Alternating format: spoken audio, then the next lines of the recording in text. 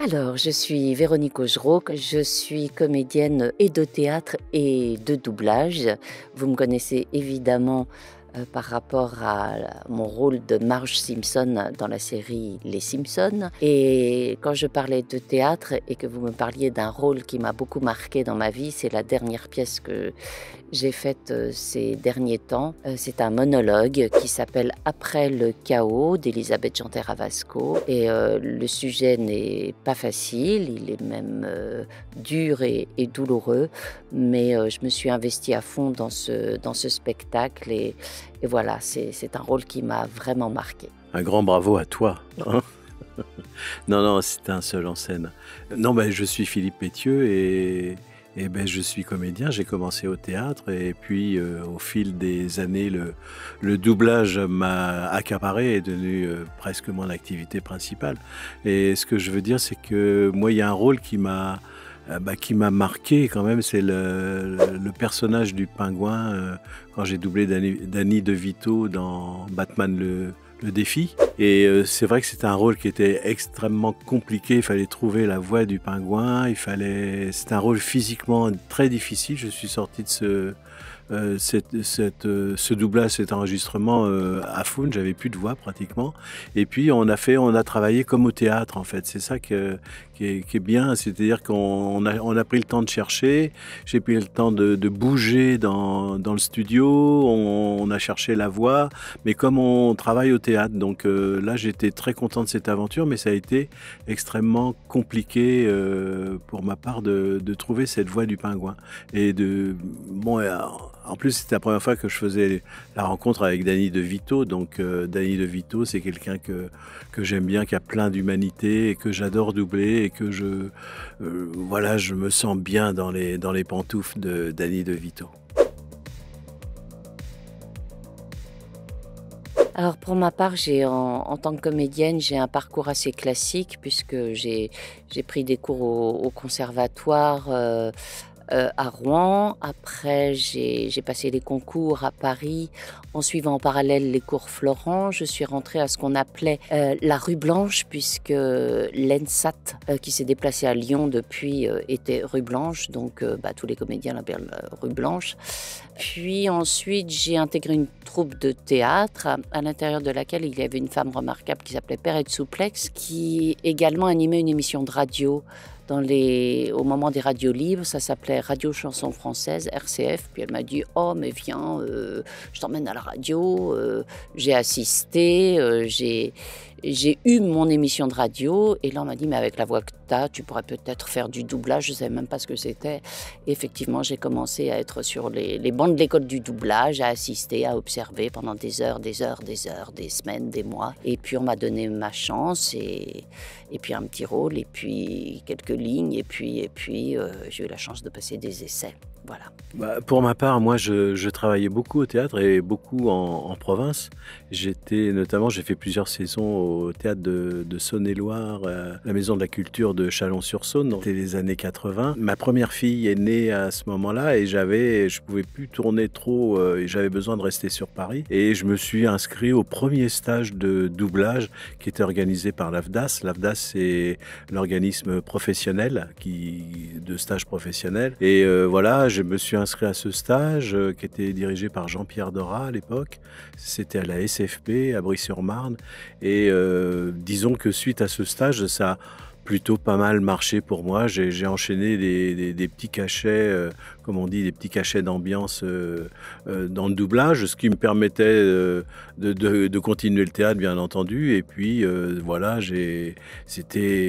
après, il y a eu des essais un peu plus probants. Je me suis retrouvé à faire un essai sur Alan Alda dans la série MASH. Et puis voilà, j'ai enchaîné, j'ai réussi cet essai. Il y a eu la loi de Los Angeles, Corbin Bernsen, tous ces acteurs que j'ai suivis après. Donc, disons que le doublage, à partir de là, a pris un petit peu plus d'importance dans mon activité professionnelle. Hop, j'interromps la vidéo quelques secondes juste pour vous prévenir que l'image n'est absolument pas la même car l'interview a été tournée en 2 parties et donc ça c'est la deuxième partie qui a été tournée un peu en catastrophe, donc c'est pour ça que l'image est beaucoup plus sombre. J'ai essayé de rattraper comme je pouvais au montage, je m'excuse pour cette petite contrainte, mais j'espère que ça ne vous gâchera pas le visionnage de la vidéo. Sur ce, on reprend. Non, pas du tout. Ça n'est pas une première et on ne fait pas tant que ça de conventions. Ouais. D'autre part, non, grâce à Gaël, nous avons déjà connu quelques festivals avec lui, notamment celui d'Annonay, le festival du premier film. Oui, et puis on s'est connus aussi au Festival du court-métrage de Lyon il y a quelques années. Et c'est comme ça que Gaël, par amitié, nous a recrutés pour faire partie de ce festival.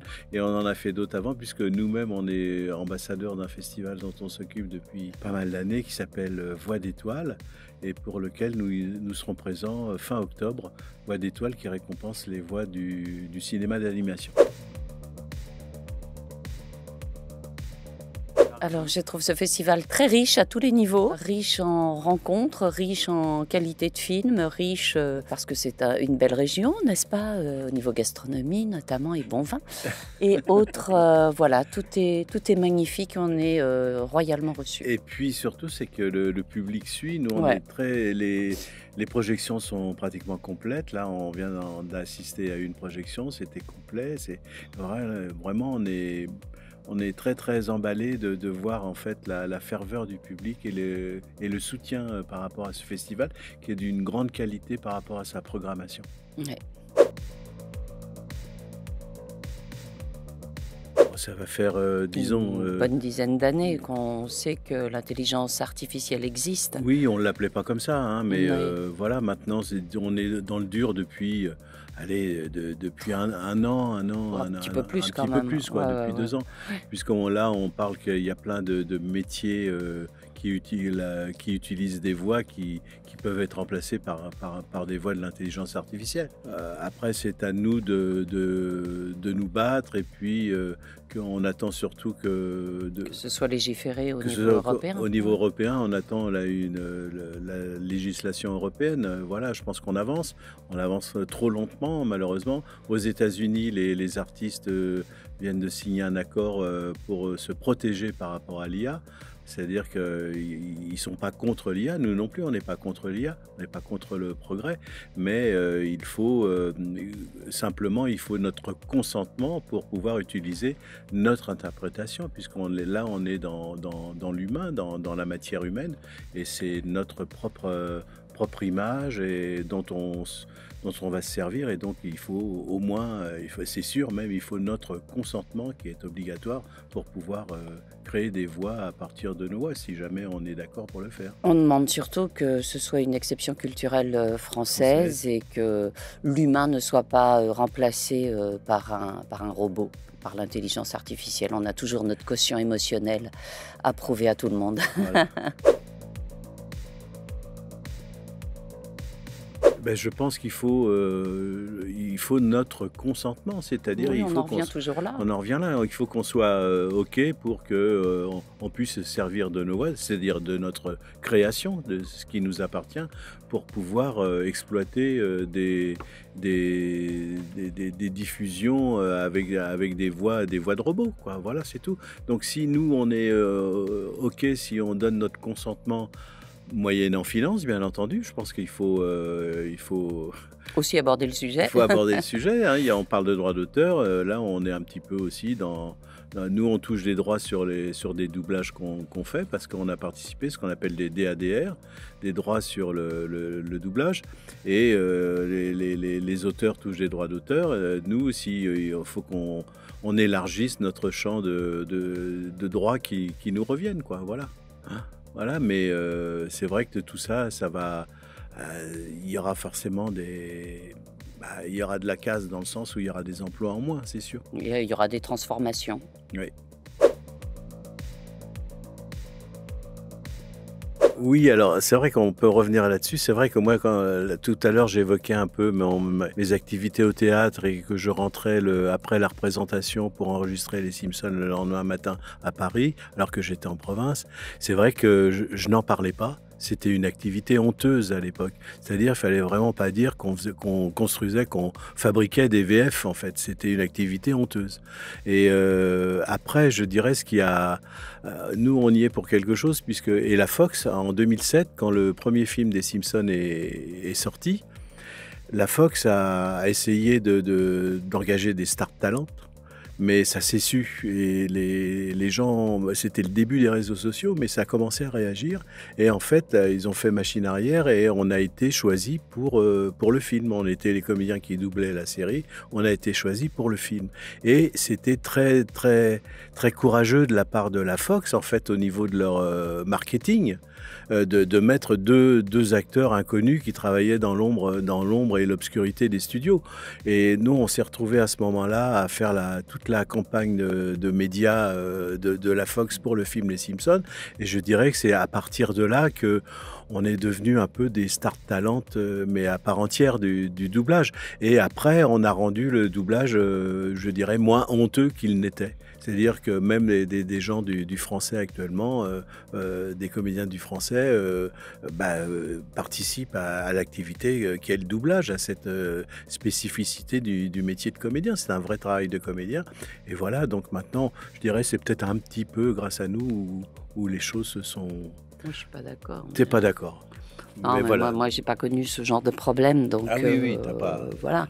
Mais je dis, de toute façon, il y a un générique avec les voix d'eux, donc Jean-Louis Trintignant, on savait voilà, qu'il avait doublé dans Shining. Mais il n'était pas au générique. Il n'était pas au générique, voilà. Ah, d'accord, mais Arditi, enfin, je sais pas, voilà, sûr, c'était quand même des gens...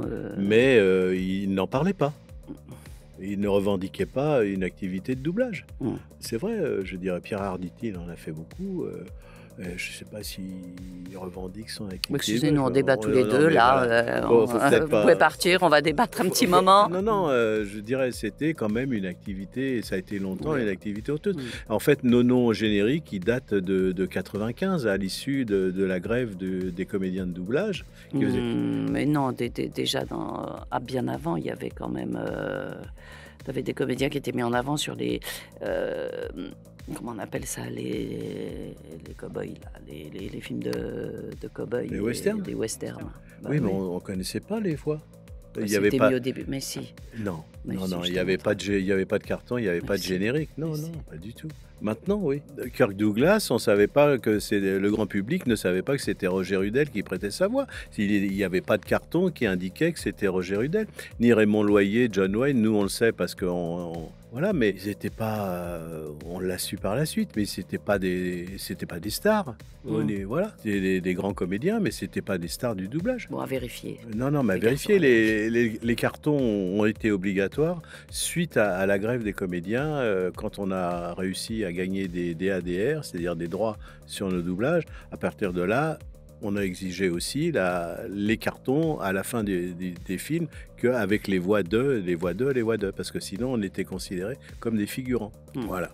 Ah mais c'est très vaste. Hein, non, c'est pour ça. C'est vrai qu'il faut faire des recherches. Et la grève a été violente. Elle a duré 3 mois. Plus de 3 mois. Plus de 3 mois. Elle s'est blacklisté des studios.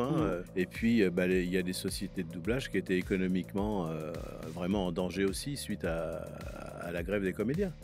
Voilà.